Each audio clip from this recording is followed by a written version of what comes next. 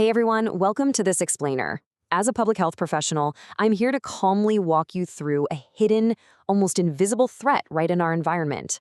We're going to demystify the science and, most importantly, equip you with the practical, everyday steps you need to protect your community. We're talking about hantavirus. It's rare, but it's serious enough that a routine weekend chore could actually turn into a fight for your life if you aren't careful. Here is our agenda for today. Number 1, the invisible threat. Number 2, how hantavirus spreads. 3, recognizing early symptoms. 4, diagnosis and supportive care. And finally, number 5, practical prevention and safety. Section 1, the invisible threat, a hidden danger in the dust.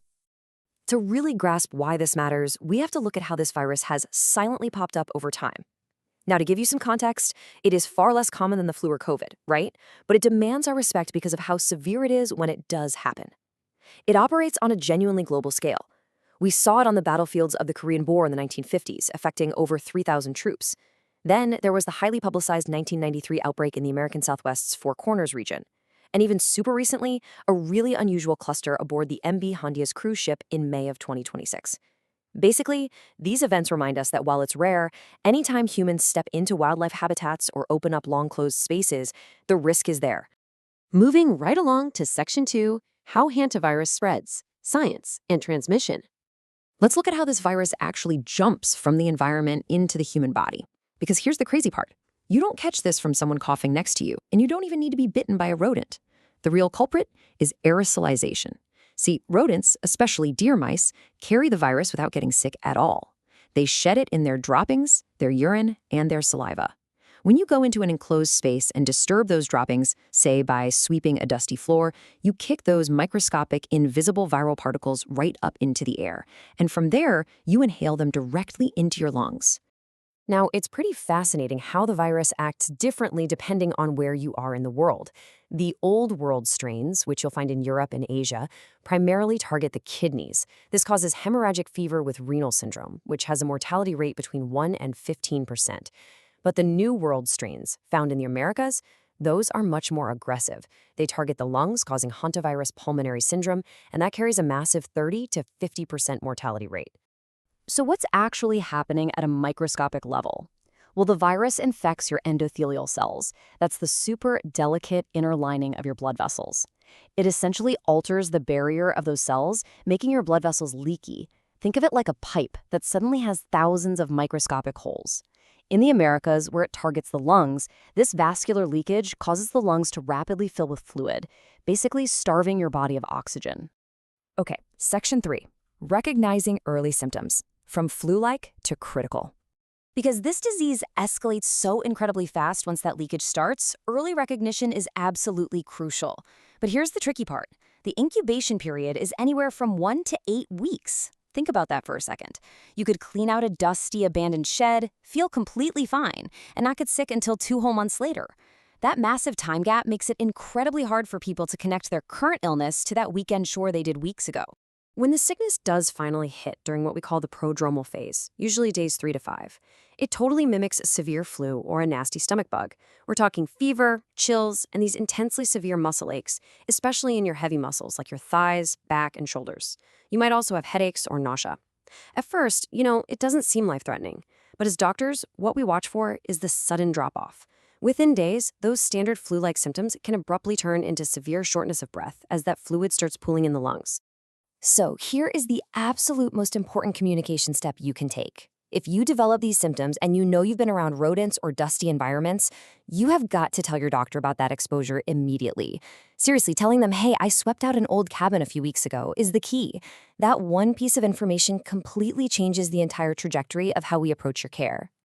Let's get into Section 4, diagnosis and supportive care, medical intervention.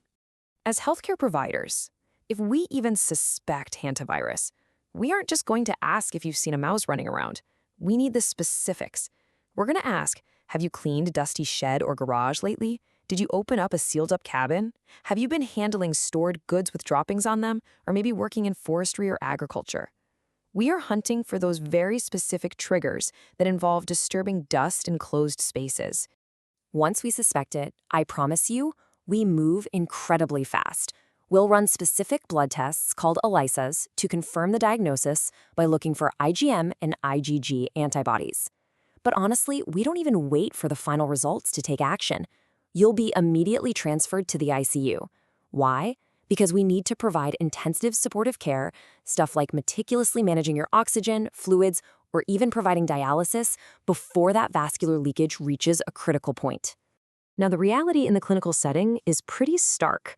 As the quote says, there is no specific antiviral treatment or widely available vaccine for hantavirus. Care is entirely supportive, and it has to be incredibly proactive. Our goal is to keep your hemodynamics stable, meaning your blood pressure and oxygen levels, giving your own immune system the fighting chance it needs to step up and clear the virus on its own. And finally, Section 5, Practical Prevention and Safety, your toolkit. All right, listen up, because this is the single most valuable takeaway of this entire explainer. Everyday life really shouldn't be scary, but we need to talk about your toolkit for safely coexisting with nature. Most people get infected doing perfectly routine chores. The ultra-high-risk triggers are things like dry sweeping or vacuuming mouse droppings, walking into buildings that have been closed up for the winter, or picking up nesting materials barehanded. Vacuuming or dry sweeping is literally like turning on a fan that blows viral particles straight into your breathing zone.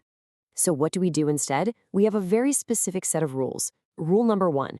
Before you clean, before you even think about picking up a broom, you need to open all the doors and windows, step back, and let the entire space cross-ventilate for a full 30 minutes.